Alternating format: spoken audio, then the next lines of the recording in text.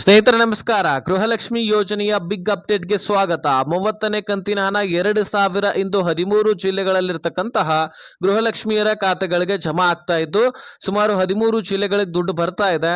ಬರೀ 2,000 ಅಷ್ಟೇ ಅಲ್ಲ ಸ್ನೇಹಿತರೆ, 4,000 ದುಡ್ಡು ಸದ್ಯಕ್ಕೆ ರಿಲೀಸ್ ಆಗ್ತಾ ಇದೆ. ಆದ್ರೆ ಪೆಂಡಿಂಗ್ ಉಳಿದಿರ್ತಕ್ಕಂತಹ ಕಂತುಗಳು 4-5. ಆ 4-5 ಕಂತುಗಳಂದ್ರೆ ಸುಮಾರು 10,000 ರೂಪಾಯಿ ದುಡ್ಡು. ಆದ್ರೆ ಈಗ ನಮ್ಮ ಕಾಲಲ್ಲಿರುವಂತಹ ವಿಚಾರವನ್ನ ನಾವು ತಿಳ್ಕೊಳ್ಳೋಣ. ಸೊ ಇನ್ನು ಸ್ವಲ್ಪ ದೂರ ಇರುವಂತದ್ದು ಬೇಡ, ಯಾಕಂದ್ರೆ ಈಗ ಸದ್ಯದಲ್ಲಿ ರಿಲೀಸ್ ಆಗ್ತಕ್ಕಂಥದ್ದು 31 ಮತ್ತು 30ನೇ ಕಂತಿನ ಹಣ. ಸೊ ಹಾಗಾದ್ರೆ ಈ ತಿಂಗಳ ಹಣ ಯಾವ ಕಂತಿನ ಹಣ, ಜೊತೆಗೆ 13 ಜಿಲ್ಲೆಗಳು ಯಾವುವು, ಅದರಲ್ಲಿ ನಿಮ್ಮ ಜಿಲ್ಲೆನೂ ಕೂಡ ಆಗಿರಬಹುದು. ಹೀಗಾಗಿ ತೀರಾ ಇಂಪಾರ್ಟೆಂಟ್ ಮಾಹಿತಿ. ಆ 13 ಜಿಲ್ಲೆಗಳಂತೂ ನೀವು ತಿಳ್ಕೊಳ್ಳೇಬೇಕು, ಯಾಕಂದ್ರೆ ಆ ಜಿಲ್ಲೆಗಳಲ್ಲಿ ನಿಮ್ಮ ಜಿಲ್ಲೆನೂ ಕೂಡ ಆಗಿದ್ರೆ ಹಿಂದೆ ನಿಮ್ಮ ಅಕೌಂಟ್ಗಳಿಗೆ ದುಡ್ಡು ಜಮಾ ಆಗುತ್ತೆ. ಸೊ ಖಂಡಿತವಾಗ್ಲೂ ಬಹಳ ಇಂಪಾರ್ಟೆಂಟ್ ಮಾಹಿತಿ. ರಾಜ್ಯದ ಎಲ್ಲ ಗೃಹಲಕ್ಷ್ಮಿಯರು ಕೂಡ ಈ ವಿಡಿಯೋನ ಮಿಸ್ ಮಾಡದೆ ಕೊನೆವರೆಗೂ ವಾಚ್ ಮಾಡಿ ಸ್ನೇಹಿತರೆ, ಅರ್ಥ ಮಾಡ್ಕೊಳ್ಳಿ. ಮುಖ್ಯವಾಗಿ ಈಗ ಈ ಗೃಹಲಕ್ಷ್ಮಿ ಯೋಜನೆಯಲ್ಲಿ ಯಾವ ಯಾವ ತಿಂಗಳನ್ನ ಪೆಂಡಿಂಗ್ ಉಳಿದಿದೆ ಅದ್ರ ಬಗ್ಗೆ ಒಂದಿಷ್ಟು ಗಮನ ಹರಿಸೋಣ. ಯಾಕಂದ್ರೆ ಮಹಿಳೆಯರಿಗೆ ಇದ್ರ ಬಗ್ಗೆ ಗೊತ್ತೇ ಇರೋದಿಲ್ಲ. ಬರೀ ದುಡ್ಡು ಜಮಾ ಆಗತ್ತೆ, ದುಡ್ಡು ಅಕೌಂಟ್ಗೆ ಬಂದ್ರೆ ಸಾಕು ಅಂತ ಅಲ್ಲ. ಯಾವ ತಿಂಗಳ ಸರ್ಕಾರ ಪೆಂಡಿಂಗ್ ಉಳಿಸಿದೆ, ಈಗ 30ನೇ ಕಂತಿನ ಹಣ ಅಂದ್ರೆ ಯಾವ ತಿಂಗಳ ಹಣ ಅಂದ್ರೆ ಫೆಬ್ರವರಿನ ಅಥವಾ ಮಾರ್ಚ್ ಅಥವಾ ಏಪ್ರಿಲ್, ಇದು ಕೂಡ ಗೊತ್ತಿರಬೇಕಲ್ವಾ. ಇಲ್ಲ ಅಂದ್ರೆ ಕನ್ಫ್ಯೂಷನ್ ಆಗತ್ತೆ ಮತ್ತು ಸರ್ಕಾರ ದುಡ್ಡನ್ನ ಯಾಮಾರಿಸೋದ್ರಲ್ಲಿ ಯಶಸ್ವಿ ಆಗತ್ತೆ. ಈಗ 2 ತಿಂಗಳ ಹಣವನ್ನು ಕೂಡ ಸರ್ಕಾರ ಯಾಮಾರಿಸಿ ಯಶಸ್ವಿ ಕೂಡ ಆಗಿರ್ತಕ್ಕಂಥದ್ದು. 2025ರಲ್ಲಿ ಫೆಬ್ರವರಿ ಮಾರ್ಚ್ ತಿಂಗಳಲ್ಲಿ ಅನ್ನಭಾಗ್ಯ ಯೋಜನೆಯಲ್ಲಿ ಒಂದು ದೊಡ್ಡ ಬದಲಾವಣೆ ಆಗತ್ತೆ. ನಿಮಗೆ ಜ್ಞಾಪಕ ಇರಬಹುದು.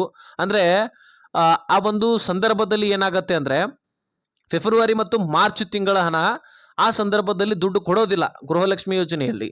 ಯಾಕಂದ್ರೆ ಅನ್ನಭಾಗ್ಯ ಯೋಜನೆಯಲ್ಲಿ ಕೂಡ ದುಡ್ಡಿನ ಬದಲಾಗಿ ಅಕ್ಕಿ ವಿತರಣೆ ಆಗ್ತಾ ಇತ್ತು. ಆ ಅಕ್ಕಿ ವಿತರಣೆ ಆಗುವಂತಹ ಸಂದರ್ಭದಲ್ಲಿನೇ ಈ ಗೃಹಲಕ್ಷ್ಮಿ ದುಡ್ಡನ್ನು ಕೂಡ ಯಾಮಾರಿಸ್ಬಿಡುತ್ತೆ. ಆಗ ಮಹಿಳೆಯರ ಗಮನ ಅಕ್ಕಿ ಕಡೆಗೆ, ಆ ದುಡ್ಡಿನ ಬದಲಾಗಿ ಅಕ್ಕಿ ವಿತರಣೆ ಮಾಡ್ತಾ ಇದ್ರು. ಆ ಸಂದರ್ಭದಲ್ಲಿ ಸರ್ಕಾರ ಅಕ್ಕಿನೇ ಕೊಡೋದಿಲ್ಲ. ಅಕ್ಕಿ ಫೆಬ್ರವರಿದು ಕೊಡೋದಿಲ್ಲ, ಮಾರ್ಚ್ನಲ್ಲಿ 2 ತಿಂಗಳನ್ನ ಡೈರೆಕ್ಟ್ ಆಗಿ ವಿತರಣೆ ಮಾಡ್ತಾರೆ. ಆದ್ರೆ ಈ ಒಂದು ಗೃಹಲಕ್ಷ್ಮಿ ದುಡ್ಡನ್ನ ಕೊಡೋದೇ ಇಲ್ಲ.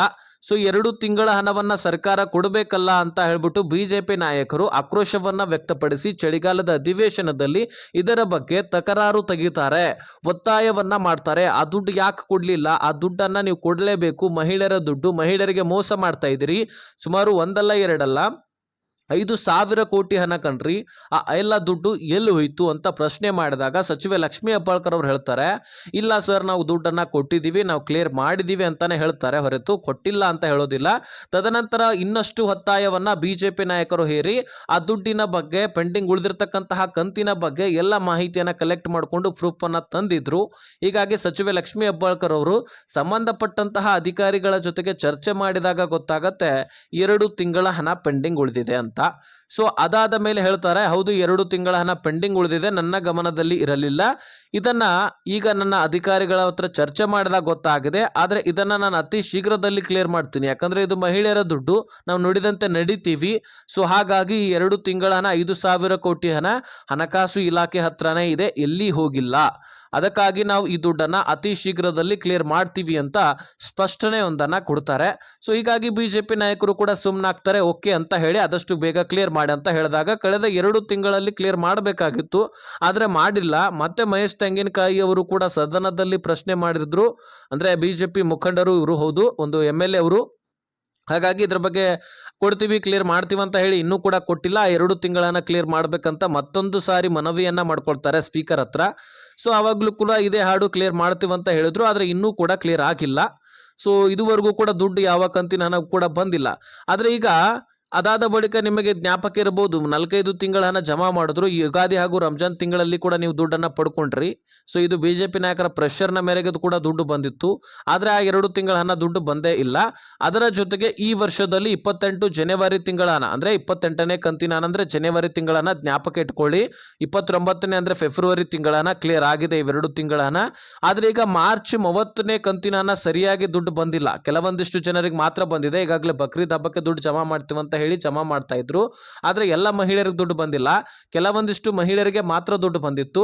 ಮತ್ತು ಇದರ ಜೊತೆಗೆ ಸ್ನೇಹಿತರೆ 31 ಈಗ ಮಾರ್ಚ್ ಆದ್ಮೇಲೆ ಏಪ್ರಿಲ್ ತಿಂಗಳ ಹಣವು ಕೂಡ 31ನೇ ತಿಂಗಳ ಹಣವು ಕೂಡ ಕೊಡಬೇಕಾಗತ್ತೆ. ಅದನ್ನು ಕೂಡ ಇನ್ನೂ ಸರಿಯಾಗಿ ದುಡ್ಡು ಕೊಟ್ಟಿಲ್ಲ. ಇದರ ಜೊತೆಗೆ 32 ಮೇ ತಿಂಗಳು ಕೂಡ ಮುಗಿದೋಯ್ತು. ಹೀಗಾಗಿ ನಾವು ಇದನ್ನು ಕೂಡ ಕ್ಲಿಯರ್ ಮಾಡಬೇಕು. ಸರ್ಕಾರ ಯಾವ ರೀತಿಯಾಗಿ ದುಡ್ಡು ಕೊಡುತ್ತಂದ್ರೆ, ಈಗ ಸರ್ಕಾರಿ ನೌಕರಸ್ಥರ ವೇತನವನ್ನು ಹೇಗೆ ಕೊಡುತ್ತೆ, ಈಗ ಮೇ ತಿಂಗಳಲ್ಲಿ ದುಡಿಮೆ ಮಾಡಿದ್ರೆ ಜೂನ್ ತಿಂಗಳಲ್ಲಿ ದುಡಿಮೆ ಮಾಡಿದ್ರೆ ಜುಲೈನಲ್ಲಿ ಕೊಡ್ತಾರೆ ವೇತನವನ್ನ. ಸೊ ಅದೇ ರೀತಿ ಈಗ ಮೇ ತಿಂಗಳು ಮುಗಿದೋಗಿದೆ. ಹಾಗಾಗಿ ನಾವು ಜೂನ್ ತಿಂಗಳಲ್ಲಿ ಮೇ 32ನೇ ಕಂತಿನ ಹಣವನ್ನು ಕೂಡ ಕೊಡಬೇಕು ಅಂತ ಒತ್ತಾಯವನ್ನ ಹೇರಬೇಕಾಗಿದೆ. ಸೊ ಹೀಗಾಗಿ ಕಳೆದ ಈ ಒಂದು 3 ತಿಂಗಳ ಹಣ, ಹೋದ ವರ್ಷದಲ್ಲಿ 2 ತಿಂಗಳ ಹಣ, ಹೀಗಾಗಿ 5 ಕಂತುಗಳನ್ನ ಸರ್ಕಾರ ಕೊಡಬೇಕಾಗಿದೆ. ಸುಮಾರು 13 ಜಿಲ್ಲೆಗಳಿಗೆ ದುಡ್ಡು ಕೊಡ್ತೀವಿ ಅಂತ ಈಗ 30ನೇ ಕಂತಿನ ಹಣವನ್ನ ಬಿಡುಗಡೆ ಮಾಡ್ತಾ ಇದೆ ಸರ್ಕಾರ.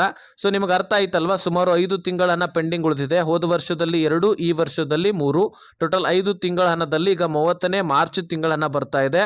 13 ಜಿಲ್ಲೆಗಳು ಈ ರೀತಿಯಾಗಿದ್ದಾವೆ, ಕೇಳಿಸ್ಕೊಳ್ಳಿ ಸ್ನೇಹಿತರೆ. ಮುಖ್ಯವಾಗಿ ಯಾವುದೇ ಕಂತು ರಿಲೀಸ್ ಆಯ್ತಂದ್ರೆ ಬೆಂಗಳೂರು ನಗರ ಮತ್ತು ಬೆಂಗಳೂರು ಗ್ರಾಮಾಂತರಕ್ಕೆ ಬರುತ್ತೆ.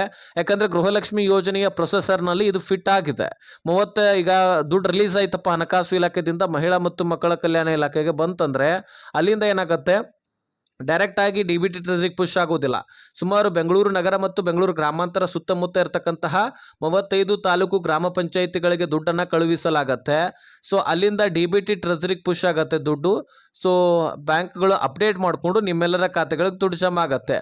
ಸೊ ಇದೇನು 32 ಒಂದು ತಾಲೂಕು ಗ್ರಾಮ ಪಂಚಾಯಿತಿಗಳಿಗೆ ದುಡ್ಡು ಹೋಗಿರತ್ತಲ್ವಾ, ಸೊ ಅದು ಬೆಂಗಳೂರು ನಗರ ಮತ್ತು ಬೆಂಗಳೂರು ಗ್ರಾಮಾಂತರ ಸುತ್ತಮುತ್ತ ಇರತಕ್ಕಂತಹ ಗ್ರಾಮ ಪಂಚಾಯಿತಿಗಳು ಆಗಿರುವಂತಹ ಕಾರಣಕ್ಕಾಗಿ, ಈ ಪ್ರೊಸೆಸರ್ ನಡೆದಿರುವಂತಹ ಕಾರಣಕ್ಕಾಗಿ ಅಲ್ಲಿಯೇ ಹೆಚ್ಚು ಪ್ರೊಸೆಸರ್ ಅನ್ನ ಮಾಡ್ತಾರೆ.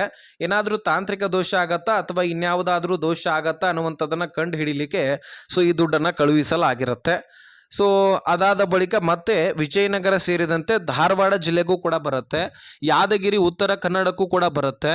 ಸೊ ಹಾಗೆ ಬೆಳಗಾವಿ, ಅದೇ ರೀತಿಯಾಗಿ ಕೊಪ್ಪಳ, ಹಾಸನ, ಕೊಡಗು, ಹೀಗೆ ನಾನಾ ರೀತಿ ಜಿಲ್ಲೆಗಳಿಗೆ ದುಡ್ಡು ಬರಲಿದೆ ಅನ್ನುವಂಥದ್ದು. ಚಿತ್ರದುರ್ಗ ಜಿಲ್ಲೆಗೂ ಕೂಡ ಬರುತ್ತೆ. ಸೊ ಇನ್ನೂ ಹಲವಾರು ಜಿಲ್ಲೆಗಳಿಗೆ ಪ್ರಾರಂಭದಲ್ಲಿ ದುಡ್ಡು ಬರ್ತಾ ಇದೆ ಎನ್ನುವಂತಹ ಮಾಹಿತಿ ಇಲ್ಲಿ ಲಭ್ಯವಾಗಿರ್ತಕ್ಕಂತಹ ಸ್ನೇಹಿತರೆ. ಸೊ ನಿಮ್ಮ ಜಿಲ್ಲೆನೂ ಕೂಡ ಇದೆಯಾ ಅದನ್ನು ಕಮೆಂಟ್ ಮಾಡಿ ತಿಳಿಸಿ, ಮತ್ತು ಅಕೌಂಟ್ಗೆ ದುಡ್ಡು ಬಂದಿದೆಯಾ ಅದನ್ನು ಕೂಡ ಕಮೆಂಟ್ ಮಾಡಿ ತಿಳಿಸಿ. ಇದಷ್ಟೇ ಅಲ್ಲದೆ ಇನ್ನು ನಿಮ್ಮ ಬ್ಯಾಂಕ್ ಅಕೌಂಟ್ಗಳನ್ನು ಕೂಡ ಚಾಲ್ತಿಯಲ್ಲಿ ಇಟ್ಕೊಳ್ಳಿ. ಯಾಕಂದ್ರೆ ಎಲೆಕ್ಷನ್ ಸಮೀಪ ಬಂದ ಹಾಗೆ ಬರೀ 1 ಅಥವಾ 2 ತಿಂಗಳ ಹಣ ಮಾತ್ರ ನಿಮಗೆ ಬಿಡುಗಡೆ ಮಾಡೋದಿಲ್ಲ. ಸೊ ಎಷ್ಟು ತಿಂಗಳ ಹಣ ಪೆಂಡಿಂಗ್ ಉಳಿದಿರ್ತಾವಲ್ಲ ಅವುಗಳನ್ನು ಕೂಡ ಕ್ಲಿಯರ್ ಮಾಡಲಾಗತ್ತೆ. ಅದರ ಜೊತೆಗೆ ಇನ್ನೂ ಹೆಚ್ಚುವರಿ ಕಂತುಗಳನ್ನು ಕೂಡ ಆದಷ್ಟು ಬೇಗನೆ ಕ್ಲಿಯರ್ ಮಾಡಲಾಗತ್ತೆ. ಯಾಕಂದ್ರೆ ಎಲೆಕ್ಷನ್ ಸಮೀಪ ಬಂದಿರತ್ತಲ್ವಾ, ಸೊ ಹೀಗಾಗಿ ಸರ್ಕಾರ ಒಂದಿಷ್ಟು ಎಚ್ಚರಿಕೆ ಕ್ರಮವನ್ನು ಕೂಡ ಕೈಗೊಳ್ಳುತ್ತೆ, ಮತ್ತೆ ನಾವು ದುಡ್ಡು ಕೊಟ್ಟಿದ್ದೀವಿ ಅಂತ ಹೇಳಬೇಕಲ್ವಾ ಕೂಡ. ಸೊ ಹಾಗಾಗಿ ಆ ಎಲ್ಲ ಕಂತುಗಳನ್ನು ಕ್ಲಿಯರ್ ಮಾಡಲಾಗತ್ತೆ ಸ್ನೇಹಿತರೆ. ಸೊ ಅದಕ್ಕಾಗಿ ನೀವು ಎಲಿಜಿಬಿಲಿಟಿ ಉಳಿಸ್ಕೊಳ್ಳೋದು ಅತಿ ಅವಶ್ಯಕ. ಬ್ಯಾಂಕ್ ಅಕೌಂಟ್ ಚಾಲ್ತಿಯಲ್ಲಿ ಇದೆಯೋ ಅಲ್ವಾ ನೋಡ್ಕೊಳ್ಳಿ, ಅದನ್ನ ಚಾಲ್ತಿ ಮಾಡ್ಕೊಳ್ಳಿ. ಯಾಕಂದ್ರೆ ನೀವು ರೇಷನ್ ಕಾರ್ಡ್ಗೆ ಎಲಿಜಿಬಲ್ ಇರ್ತೀರಿ, ಆದ್ರೆ ನಿಮ್ಮ ಬ್ಯಾಂಕ್ ಅಕೌಂಟ್ ಚಾಲ್ತಿಯಲ್ಲಿ ಇರಲಿಲ್ಲ ಅಂದ್ರೆ ಸರ್ಕಾರ ದುಡ್ಡು ಹಾಕ್ಬೇಕಂದ್ರೆ ಯಾರ ಅಕೌಂಟ್ಗೆ ಹಾಕಬೇಕು, ನಿಮ್ಮ ಅಕೌಂಟೇ ಆಕ್ಟಿವ್ ಇರಲಿಲ್ಲ ಅಂದ್ರೆ ಯಾರ ಅಕೌಂಟ್ಗೆ ಹಾಕಬೇಕು.